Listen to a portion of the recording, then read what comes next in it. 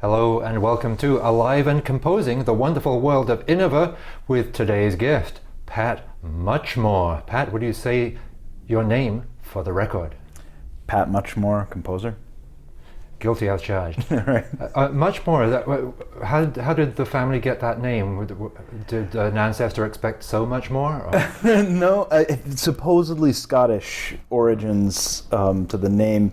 My grandmother was into the genealogy of it all and attempted to trace it and thought that it meant black oyster in some dialect, and therefore we were oyster farmers in the Isle of Shoals, or no, that's in America. Anyway, she, near the end of her life, was beginning to question everything she'd done genealogically, so I no longer have a past, I feel, so who knows. We try and get at the oblique metaphoric nature of you, your personality, and the compositions that we're hearing from you. And so maybe on some level, this whole spurious ancestry and doubt about history is going to be relevant later on, is that right? Surely. Household pets, we ask all composers what kind of pets they have and what their interesting names are. So we have one cat, his name is Euclid, and it's interesting. I think Jenny actually came up with the name, but it was in order to satisfy my language fetish and my math fetish simultaneously. So I went for it almost immediately. Do you find yourself outdoors shouting, Euclid, Euclid, at embarrassing times? No, he's too terrified of existence itself to ever go out the door or do anything exciting. Cast your mind back to your first sound memory. Do you happen to remember what that is?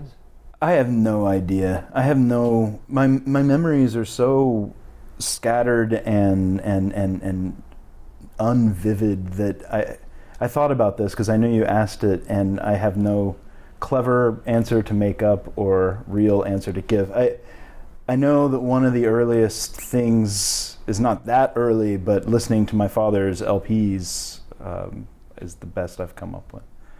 I'm perfectly satisfied with the word scattered, because I think that, and lack of memory, this explains quite a lot already. Yeah, I think it actually does. So was this a musical family somewhere? Not particularly. There's a few individuals. I have a great uncle his name was Leighton Weed, and he was a violin player, actually a great violin player. And my mom, took the occasional clarinet lesson when she was young, and I feel like that's all we've discovered music-wise. I'm kind of a black sheep, I think. Yeah, are you a disappointment to your family now you're a well-known and interesting composer? Yeah, probably. What might you have been if you hadn't followed music? Maybe I've always been interested in the more abstract side of math studies. I was, at the time I went to college, really into computer programming, so I guess I could have gone that route. Does this relate to your lack of fear when it comes to strange characters and funky titles? I think the reason I like math is because it has weird symbols and words in it.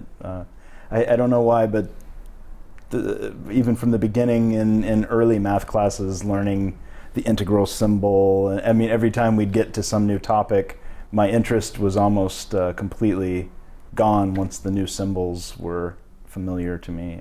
I just have a symbol thing that I can't explain.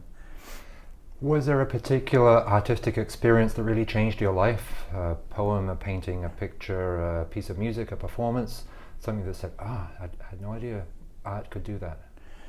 Yeah, the first one I can think of is kind of just my general discovery of Mahler back in high school. Something, I think it was the Second Symphony, just kind of one of those I didn't know that music could do that moments. And Salman Rushdie's Satanic Verses was probably the first foray I made in any artistic field into modernist or postmodernist thought. And again, no idea that was a possible thing to explore. So that book really changed my idea of what art can and should explore. You play the cello and a bunch of other instruments, am I right? Yeah, I mean, cello is definitely the main instrument, but I play some trombone on the record and play piano when forced. So did you start out as a composer or a performer, or was there always a blend? No, I think started composer, or I mean, I was taking instruments and studying cello and trombone and piano in high school before I had considered writing music, but by the time I was in college, it was mostly writing for other people and avoiding performance almost as much as possible. What were your early compositions like? The earliest compositions were, I guess you'd call neo-romantic or neo-tonal, very kind of straightforward pieces about the triumph of the hero against the the masses. It was all this very unfortunate obsession with Ayn Rand and all this embarrassing things about my early college and high school life. But definitely this kind of neo-romantic quasi-Mahler world was what I was trying to do. And you've been spending the subsequent time subverting that and throwing rocks at it? Yeah, as many rocks, knives, incendiary devices. It seems your music is a problem, but that's a good thing, right? Yeah. You seem to like presenting challenges and acknowledging that language isn't as simple as you might like. Yes, absolutely. That's what interests me is the deeper you investigate, the less actual, true communication is possible. That comes as evidenced by this interview, perhaps. Yeah, I'm sorry about that. No, it's my fault. No, it's mine. Oh, okay. That's going to come as a disappointment to those that say music is the universal language and we all share and we're in one big happy family. Yeah. Is that okay with you? That's perfectly fine with me. Well, what about your inner circle of people who have to play your music? Is there a tension there that you both enjoy, or do you just get masochistic performers? No, I've found some like-minded folks, and then a lot of what I do is because of some of the performers that I've come to work with through Antisocial Music and other groups, including some of the people on the record that are, like Ken Thompson plays on this record and has been, I hope we've been mutual influences to each other to some extent, but if I'm honest, Ken has been a massive influence on my evolution. Were there particular teachers that you learned interesting things from and that you're happy to pass their wisdom on to the next generation? Yes, I studied, my first teacher was Carolyn Bremer, and she's responsible for all the good bits of what I do. She just really, I don't know, like I said, I was in this rut of kind of quasi-worship of Beethoven, Mahler, this sort of neo-romantic world, and she was so patient about introducing me to new things. I don't think it even happened during my college years when I studied with her, but by the time I was coming here to New York for grad studies, she'd unlocked some dam, and a huge part of my explorations are entirely her. As far as more specific things, I studied with John Corigliano briefly. I think he hated me, but he gave me one good thing that really opened up my music. I was writing a passage for a string quartet on the first innova record, and I was writing some enormously complex, sort of Carter-esque rhythm for the violas and the cellos because they were laying down kind of a heavy metal riff or something like that. And I wanted it to sound like the violin melody on top was in a slightly different tempo. And so I had this whole thing written out, and he justifiably kind of almost angry with me for this absurd rhythm that sounds like a regular rhythm. And he finally sort of exasperatedly said, is this supposed to line up at some point? There's some moment when mathematically this is all going to come together. And I said, I just want them to be in two different rhythmic planes. He said, then why don't you just tell them to play a little bit slower than the violins?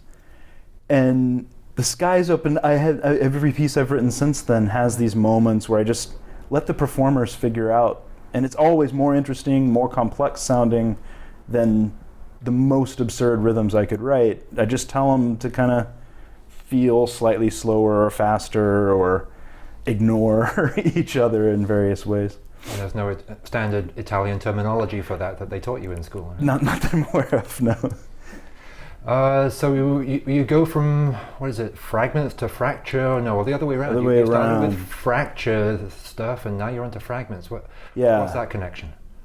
Well, beside the obvious, just kind of hearing things break in my earlier music versus just looking at broken objects, I think the shift came mostly because I started getting really, really into Webern very late for a person ostensibly that knows about music, but it took me a long time to get Webern. And once I did the aphoristic world that he can inhabit, became, I don't know, it's like something that seemed worth exploring for myself. And I started giving myself very short deadlines to write a piece. I'm just going to sit, and whatever happens in the next 30 minutes is a piece. Maybe that's what Webern did, knowing that he'd get shot by an American soldier.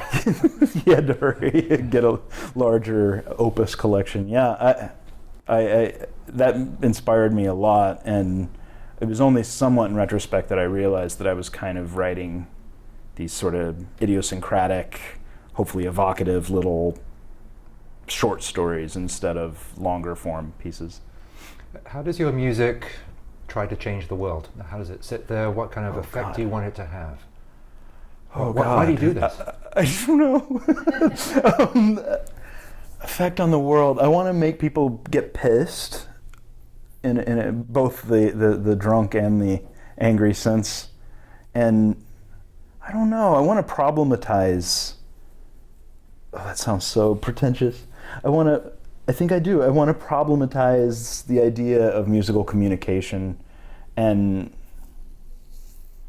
combine so many modes at once that the process of untangling them almost becomes the artwork.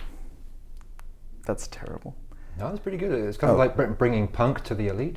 Maybe. But you're not supposed to do that. Didn't the Malcolm McLaren's son burned all kinds of memorabilia just a couple of weeks ago in defiance of the deification of punk? He would maybe hurt me, I guess. All of which brings us to your innova album. Yeah. What's on it? What's it about? So there's two kinds of pieces, so two pairs of pieces. I've been, since 2000 or something, mostly fixated on various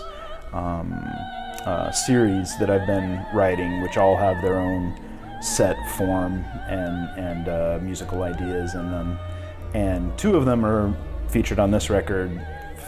2.5 of them are featured on this record. There's two Babel pieces which are kind of explicitly interested in the language issues that we were just talking about, and they're titled with Mayan hieroglyphs and Korean and ancient Greek all combined.